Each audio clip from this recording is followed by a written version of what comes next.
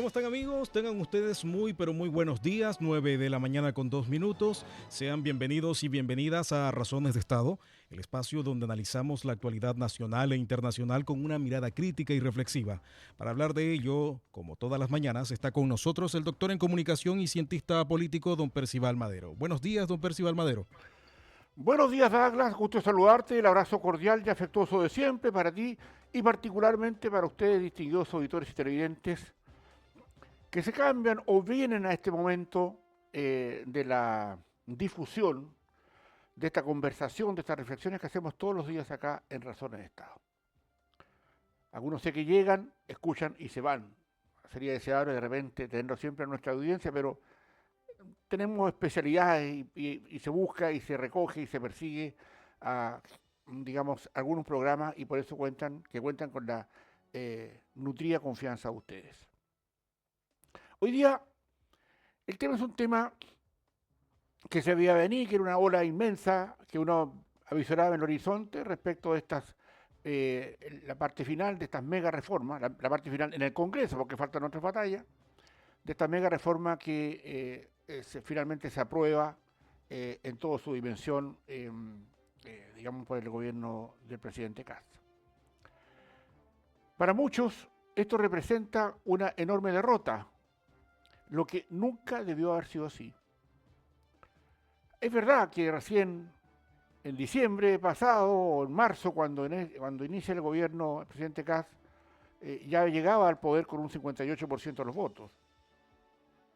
Y a 5 meses de aquello, ¿ya?, se promulga tal vez la más importante de las iniciativas que él traía, que, como hemos dicho muchas veces acá en Razones de Estado, este es un inicio que busca en algo componer nuestra situación interna. Claramente, aquí, distinguidos auditores y televidentes, cuando yo tengo el privilegio y la oportunidad y los tiempos para entender efectivamente cómo está nuestro país en lo global, siempre hemos dicho y hemos criticado que esto le llaman mega reforma, y yo siempre he dicho reformita. Porque en definitiva esto es un inicio de solución de problemas brutales que tenemos en Chile, y que si no se daba un cambio en la aguja de cómo esto se estaba moviendo, nuestro fin era ser un país más pobre del que somos hasta ahora. En esto hay, obviamente, discusiones. En esto hay matices. Pero acá, este término del periodo, digamos, legislativo en el Congreso, donde se actuó y se definió por una amplia mayoría este tema de las mega reformas propuestas por Kast, da un triunfo incuestionable al gobierno. Y eso tiene hoy día, desgraciadamente para mi gusto, una componente negativa también para la oposición, ya para la izquierda democrática. El Partido Comunista, el Frente Amplio son cosas aparte porque ellos están en el modelo cubano, en ese modelito, ¿ah?, en la democracia ampliada, de ese toque vulgar, ¿ah?, que ha tenido siempre mirar, digamos, la componenda política para mantener a los países pobres o hacerlos pobres para gobernar a sus anchas. El tema acá es más delicado porque no tiene que ver solo con el triunfo del gobierno, tiene que ver con la enorme derrota de la oposición. Y no solamente una derrota, digamos, conceptual. Aquí tiene que ver que la oposición, particularmente el socialismo democrático, que yo rescato de ese mundo, porque el socialismo democrático, donde conozco a una cantidad importante de sus líderes, o que he seguido a sus líderes, o los conozco en términos de saber lo que piensan, saber lo que quieren, obviamente deben estar muy, digamos, yo diría, humillados con la derrota. Porque definitivamente no pusieron nada sobre la mesa. No hubo ninguna comparación que uno pudiera decir, mire, esto se necesita, porque los cambios que se empiezan como que se asoman, van a traer un alivio menor, pero es un paso, una escalera que hay que subir subiendo, peldaño a peldaño. Pero si aquellos que pretenden subir la escalera no tienen nada, pero absolutamente nada para decir, oiga, ¿sabe qué? Yo propongo esto otro, porque así, y no tienen proposición, porque así como están las cosas, en su gran mayoría, ese sector político lo ve como que está todo bien, entonces la oposición tiene un problema. Y el socialismo democrático, al seguirle la cuenta, ya al Partido Comunista, se está suicidando. Y eso no es bueno para Chile, porque el Partido Socialista ha tenido personas importantes en la vida política del país. Yo nunca voy a dejar de reconocer que un hombre de ese mundo, como Ricardo Lagos Escobar, expresidente de Chile, se adelantó un montón cuando entendió que el muro de Berlín se había caído, y no por casualidad, que las ideas que él tanto enarboló en su juventud, sus ideas marxistas, finalmente no sirvieron de nada. Y eso claramente fue un shock intelectual gigantesco, perdón, que mucha gente del socialismo democrático no quiere aceptar. Siguen viviendo en esa burbuja que en algún momento van a tener que salir. Porque si no tienen nada que proponer respecto a que seamos menos pobres, o crear más riqueza, o generar, digamos, instancias de crecimiento del país para que la gente pueda comer, para que pueda tener su trabajo. Hoy día con 3 millones de cesantes, en cifras redondas, es un tema que obviamente me parece que en algún momento va a tocar el alma del socialismo democrático. 1 millón de personas que dicen que efectivamente no tienen trabajo, que les cuestan las encuestas del INE, y otro 2 millones que viven vendiendo cabritas, o a expensas de las mafias que le arriendan un pedacito digamos, de terreno, de vía pública, para poder colocar sus poleritas o sus cosas de ropa usada, etcétera, etcétera. Esto así como está, no está bien. Y en la medida que no haya un lenguaje, una proposición, digamos, un pensamiento crítico respecto a esto, la izquierda va a ir quedando cada vez más en el unto. Y la derecha no es que vaya a quedar en la gloria, porque tienen que demostrar que son capaces del poder. Y hay señales en la nueva derecha que ya hablan a los 5 meses de un disgregamiento que este éxito, que es rotundo, no lo pueden salir a festejar como debieran, a mi juicio, porque tienen sus peleitas internas. Y claro, se necesitan para votar, las derechas se necesitan para votar mancomunadamente, porque acá, digamos, aunque no hay mayoría en la Cámara, el partido de la gente, el PDG, se allanó a esto.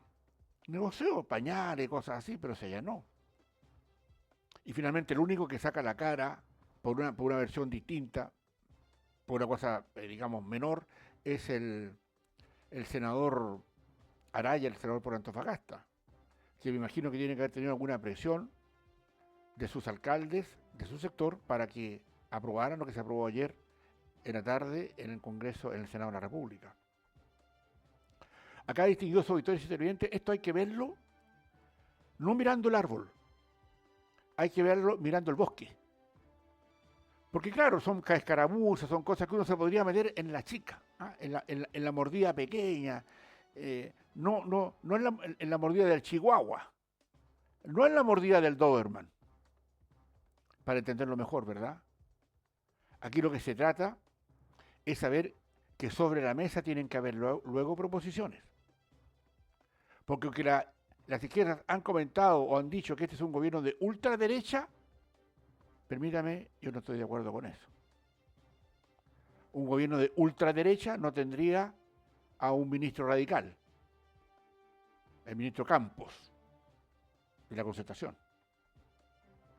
O no tendría a Jimena Rincón, digamos, que viene de la democracia cristiana. Esto no es un gobierno de ultraderecha. Los de ultraderecha probablemente sean los libertarios, ya que digamos que tienen ningún poder porque tienen, aunque tengan un senador, ya, o tengan, no sé, 7 o de ese orden, 7 o 8 diputados, juegan y marcan la aguja. Aquí, distinguidos auditores y televidentes, para mi gusto, las derechas también tienen que ser una contradicción, y este éxito, que no pueden valorar en toda su dimensión porque andan en la pelea chica, tienen que mirar distinto, porque si es que hay muchos de ahí que no me escuchan, bueno, de todos los sectores no me escuchan, pero hay que decirles algo claro. Esto es un inicio de un camino que no hay un compromiso final, total, así como aceptamos un compromiso total para los temas de la Constitución, que se acuerdan eso. Bueno, que falló la Constitución, las dos constituciones se fueron al tacho, el pueblo eligió otra cosa, prefirió seguir con la Constitución de Pinochet Lagos. Son realidades, porque la política, claro, apunta a objetivos también ideológicos, pero dentro de un contexto en que todo cambió. Usted no puede seguir pensando, en general, en que va proponiendo más pobreza, van a votar por ellos. A menos que levante y exacerbe tensiones y situaciones de índole, digamos, psicosocial, para entender que esto es una cosa de los súper ricos. Una estupidez que se cae a pedazos. Porque lo que se necesita, distinguidos auditores y televidentes, son súper ricos. ¿Por qué, dirá usted? Porque los súper ricos pagan un 40% de impuestos. Y esos impuestos son los que sirven para sacar de la pobreza a la gente. Se necesitan súper ricos. Y hay súper pobres intelectuales, esos que creen que todo está bien, que está todo perfecto, sigamos así como estamos. O sea, y es probable, distinguido auditor, con todo respeto, usted que me escucha acá diariamente, y sé que muchos me escuchan del sector de izquierda aquí, a menos que ustedes crean que sí, está bien como estamos. Acá, distinguidos auditores y televidentes, esto que ha pasado en el Congreso es un triunfo rutilante de la derecha, que no lo van a aprovechar porque andan ahí peleando como el Chihuahua y el Doberman. Acá, distinguidos auditores y televidentes, también es un llamado de atención, insisto en ese punto, para el socialismo democrático. Primero, para que entiendan que esto no es ultraderecha, y para que entiendan que seguir ellos del socialismo democrático aliados con la ultraizquierda, eso le está colocando la soga al cuello. Porque el socialismo democrático, ese fuerte, ese potente, ese que llegó en los años, bueno, inmediatamente después de la caída del muro de Berlín, a gobernar Chile, aunque le dejaron todo el camino pavimentado para que hiciera las cosas que hizo, con rutilantes éxitos en muchas áreas del crecimiento, hoy día como que se olvidaron de eso. Y creo que hay que levantar cuadros políticos en ese sector que tengan idea de cómo se elimina la pobreza. Porque si unos están por eliminar la pobreza y los otros están por aumentarla, ahí estamos en un problema. Y eso es lo que tenemos que discutir, y para eso es la política. Pero en un entorno difícil. ¿Por qué difícil? Porque somos un país endeudado. Porque además tenemos que pagar miles de millones en intereses de la deuda. Y pareciera ser también que tenemos otro problema, que las élites políticas, los partidos políticos en su amplia gama, no entienden lo que se necesita, salvo andar buscando sus puestitos, sus cosas pequeñas por ahí. Por eso que es importante lo que ha ocurrido como un inicio, como un empujón. Si va a tener resultados, no sabemos. Pero sí lo que sabemos es que hace 12 años, cuando se cambiaron los impuestos, Se cobraron más impuestos. Se le cargó la mano a los que producían. Le cargaron la hora con aumentándole desde los sueldos mínimos, desde las horas de trabajo, de todo. Eso quedó y se ve hoy día el enorme error porque lo único que hizo fue generar cesantía. Y eso se busca revertir.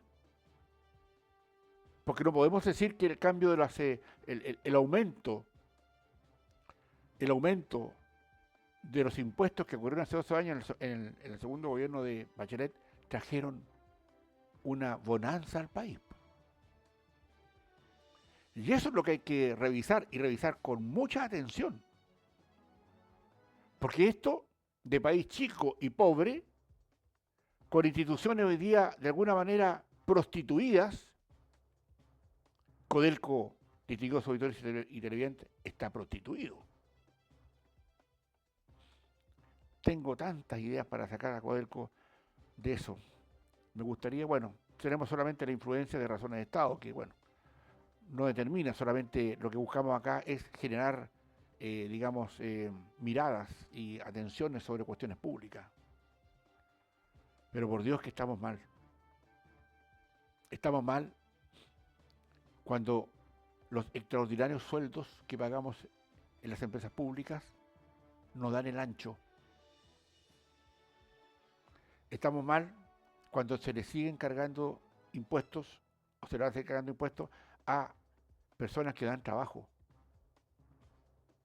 Esos impuestos, y más encima, con un sistema, con unas instituciones como el Servicio de Impuestos Internos, que vaya a pasarse en una cuota que no le pague una patente de un auto o un vehículo al Servicio de Impuestos Internos, a las municipalidades, donde usted quiera.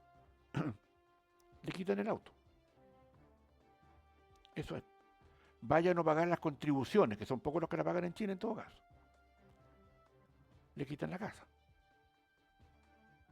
Eso es, pues. Entonces, acá hay que mirar esto con una mirada, a mi juicio, muy crítica. Porque así como las izquierdas probaron que subiendo los impuestos se generaba más pobreza y se eliminaban los trabajos, bueno, es de esperar que esto que hoy día se está haciendo justamente vea, porque depende de otras condiciones.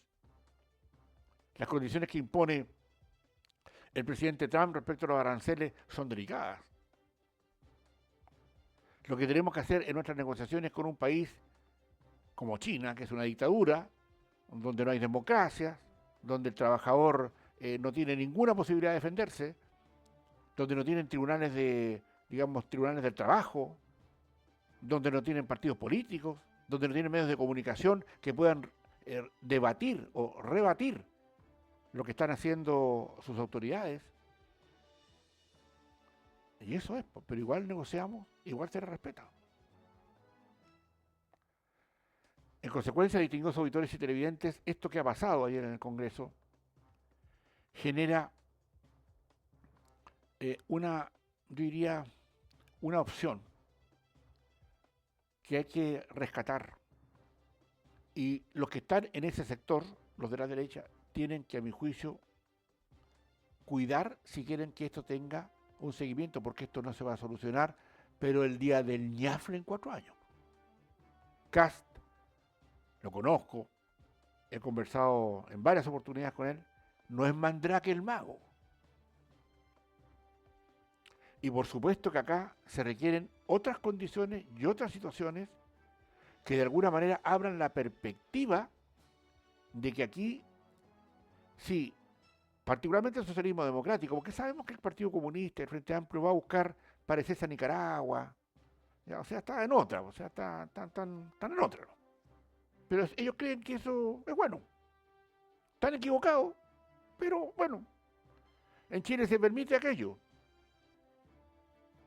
Porque si en Chile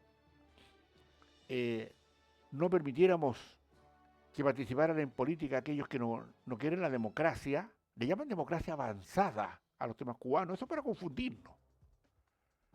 Pero ellos quieren partidos únicos. Bueno, ahí tienen pues, su gran ejemplo. Ahí lloran amargamente de que echándole la culpa, no sé, a tantas cosas, al ostracismo, digamos, de Estados Unidos, etcétera, etcétera, por esto que le llamaban que no pudieran crecer, echándole la culpa, como si Alemania Oriental, Alemania comunista, le echaba la culpa a alguien porque se les cayó el muro de Berlín. Esto, distinguidos auditores, viene con muchas cuitas, con muchas cosas anteriores que alguna vez el socialismo democrático, que insisto, donde tengo grandes amigos, van a tener que sentarse a redefinir. Cuando yo me pongo así como, irónico en las conversaciones, le digo, si los problemas vienen de mucho antes. El socialismo democrático no tiene problema ahora, lo tuvieron en los años 70, cuando llegó al poder su presidente, Salvador Allende, con un 36% de los votos. No tenía mayorías para gobernar. Y por un arreglo con la democracia cristiana, y ahí se les desfiguró el cuadro. ¿Creen que eso es verdad? Cuando ustedes entiendan que, les decía yo a estos señores, que Allende en los años 70 no fue electo por el pueblo, porque no sacó mayorías, 36%, de ese orden, un poquito menos, un poquito más por ahí, se les vino abajo todo porque creen que eso es una verdad y eso es una mentira.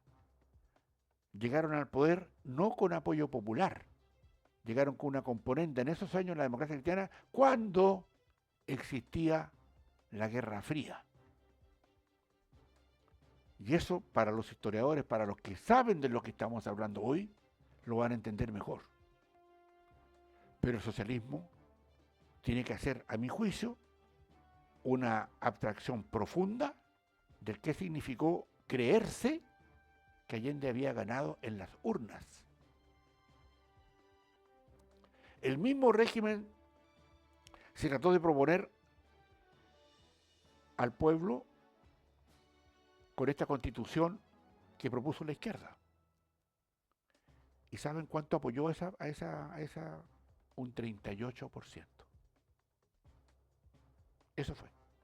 Un 62% le dijo que no a la constitución de la izquierda. Y eso todavía no lo asumen en toda su dimensión. En un lenguaje de perspectiva autocrítica respecto de por qué le pasa eso.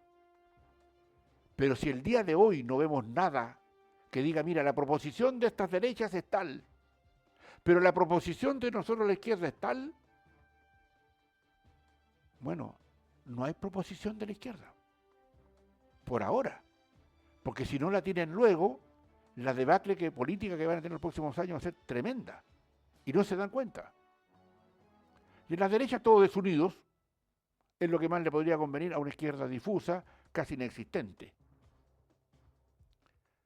Aquí, distinguidos auditores y televidentes, esto es un inicio, un empujón. Muchos no están de acuerdo, yo lo entiendo. Porque la dicotomía pobreza-no pobreza es gigantesca. Bien común, gigantesca. Porque nadie hace cuestión.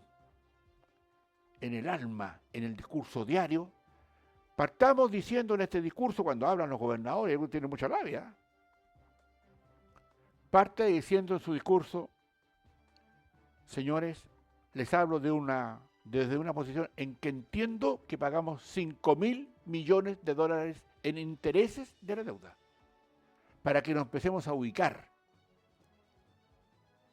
No lo hacen, porque la vereda es chica, es ramplona, es rasca. Y eso es lo que tenemos que nosotros, los ciudadanos, entender de forma bastante más profunda, más clara. Porque no nos podemos tragar,